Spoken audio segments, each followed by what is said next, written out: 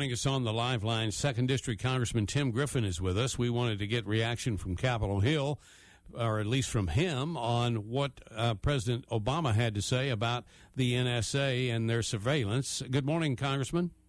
Good morning. I can't believe you used the term "mamma jamma." Well, you know me; I'm liable to do anything. Well, what was your reaction to the president's speech regarding the NSA? Were you satisfied now?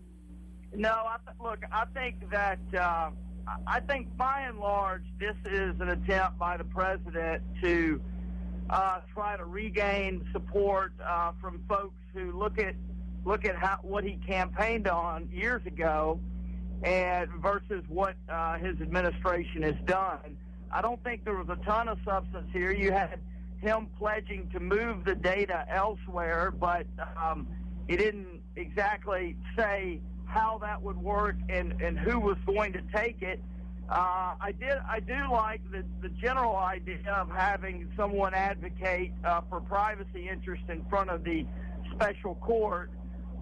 But this is not really going to the heart of the matter. If you really want to know what the issue is with regard to data, you got to go back to the 1979 Supreme Court case of Smith v. Maryland. Unless you get the court cases changed, you're really never going to deal with the issue. That case in 1979 was based upon the premise that you and I have no privacy interest in who we call from our home. Now, that seems absolutely ludicrous to me, that you would have no privacy interest in who you call. The court basically said, what you say on the phone call, yeah, you have a privacy interest in that, but who you call, you don't, even if it's from your home. We all know that who you call often says as much as what you say on that call, and in fact, the dissenting justices in that case said as much. They basically said, look, your home is your most private of places. Who you call from there is you certainly have a privacy interest in that.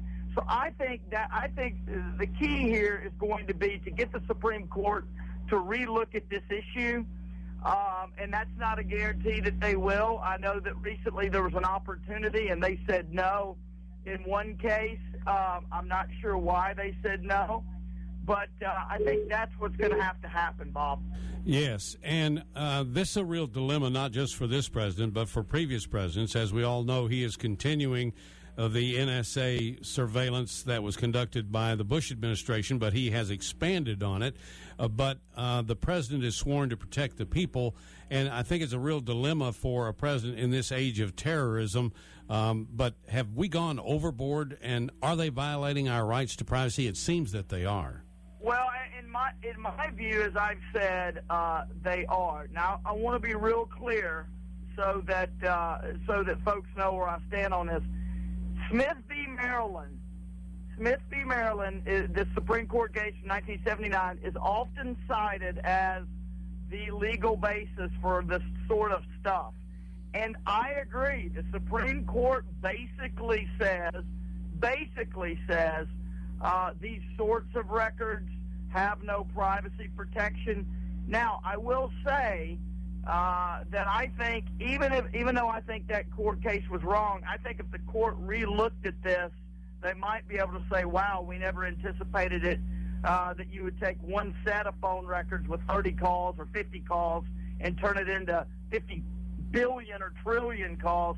So I think there's room for them to move on that. But, yeah, it's a challenge. Look, I mean, we've got to, as many folks have said before me, that we've got to be right. The federal government's got to be right every single time. The terrorists only have to be right once, right? If that one event occurs, it's a tragedy. So it is a challenge. I think that our leaders have to be more open in discussing these sorts of things. Now, we are more open now. You're hearing more about it because of all that we've learned. But I think that if our leaders would be taking us as citizens along with them, I'm talking about our presidents in particular, I think that it would make it easier to deal with. But yeah, I think the Supreme Court's got to take another look at the case. All right. Congressman, thank you very much for your time today. We really appreciate it. Thank y'all. Thank you, sir. KARN News Time 7:21. Let's get a check of your